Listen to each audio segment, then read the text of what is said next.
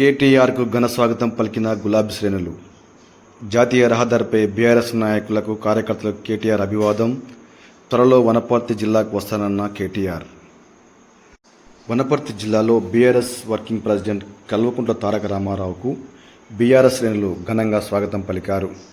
శనివారం సాయంత్రం జోగులాంబ గద్వాల జిల్లా కేంద్రంలో జరిగే బహిరంగ సభకు రోడ్డు మార్గాన వెళ్తున్న కేటీఆర్కు పెబ్బేరు బైపాస్ సమీపంలో మాజీ మంత్రి సింగిరెడ్డి నిరంజన్ రెడ్డి ఆధ్వర్యంలో మండల గులాబీ శ్రేణులు కండువ కప్పి ఘనంగా స్వాగతం పలికారు. కేటీఆర్ సీఎం అంటూ కార్యకర్తలు నినాదాలు చేశారు.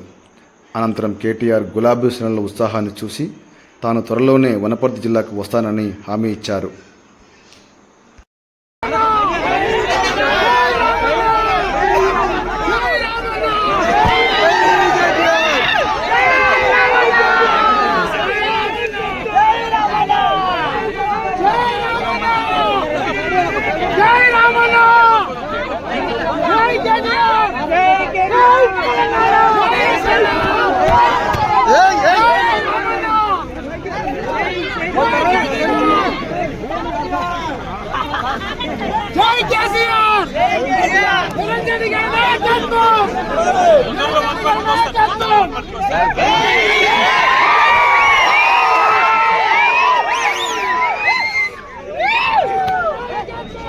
రాష్ట్ర వ్యాప్తంగా ఇవాళ కాంగ్రెస్ ప్రభుత్వం ఈ 21 మాసాల కాలంలోనే ప్రతి 3-4 నెలల్లోనే వాళ్ళ బండారం బయటపడ్డది. 21 మాసాల సమయానికి వాళ్ళు చేసింది ఏమీ లేదు. చేయకపోగా ప్రజల్ని, ప్రత్యేకంగా రైతాంగ ప్రజల్ని అష్టకష్టాల పాలు చేస్తున్నారు. నిరుద్యోగ యువతకు ఇచ్చినటువంటి హామీలన్నింటినీ కూడా తుంగలో దొక్కినారు. రిక్రూట్మెంట్సే లేవు, నోటిఫికేషన్లే లేవు. ఇచ్చింది 5,000 కొలువులు. 21 మాసాలలో వాళ్ళు ఇచ్చినటువంటిది 5,000 కొలువులు మాత్రమే. 40,000 కొలువులు కేసీఆర్ ప్రభుత్వం ఆనాడు మేము నోటిఫికేషన్లు ఇచ్చి మొత్తం ప్రక్రియను పూర్తి చేస్తే కేవలం నియామక పత్రాలు ఇచ్చి ఇది మాది అని చెప్పుకునేటువంటి సిగ్గులేంతరం.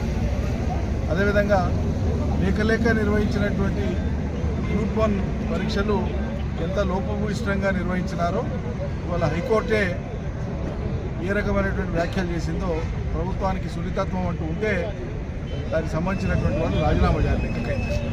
కానీ ఏ సున్నితత్వం లేదు ఈ సర్కారు. లక్షలాది మంది నిరుద్యోగ యువకుల యొక్క జీవితాలతో ఆడుకుంటున్నారు. చివరికి గ్రూప్ 1 పోస్టులను కూడా అమ్మకానికి పెట్టినటువంటి అతి దరిద్రపు సర్కారు ఇది. రాష్ట్ర చరిత్రలో ఎప్పుడు ఇటువంటి పరిస్థితి జరగలేదు. చాలా దయనీయమైనటువంటి పరిస్థితి. ఇకపోతే ప్రధాన జనాభాకు మూలాధారమైనటువంటిది రైతాంగం. ఇలా రైతులంతా కూడా గత 2 మాసాలుగా, ఒక రోజు కాదు, ఒక ఊళ్ళో కాదు, రాష్ట్రంలో ఉండేటువంటి ప్రతి మండల కేంద్రంలో గత 2 మాసాలుగా బార్లు తీరి లైన్లలో నిలబడి చెప్పులు పెట్టి తెల్లవారుజాము నుంచి పొద్దుముగేదాకా, కొన్ని చోట్ల 2 రోజులు 3 రోజులు ఉంటే కూడా భార్యాభర్తలు ఇద్దరు వచ్చి నిలబడితే కూడా ఒక సంచి యూరియా కోసం నోచుకోలేకపోతున్నారు. సకాలంలో యూరియా వేయని కారణంగా పంటలు నష్టపోతున్నాయి. ఇలా పత్తి కానీ వరి కానీ గణనీయంగా దెబ్బతిన్నది రాష్ట్రంలో. అంటే ఈ సర్కారు వచ్చి కొత్తగా ఏమీ చేయకపోగా ఉన్న తెలంగాణ ఊడ్చేసింది, ఉన్న తెలంగాణను పాడు చేసింది. అది ఇలా రేవంత్ సర్కారు దక్కించుకున్నటువంటి ఘనత.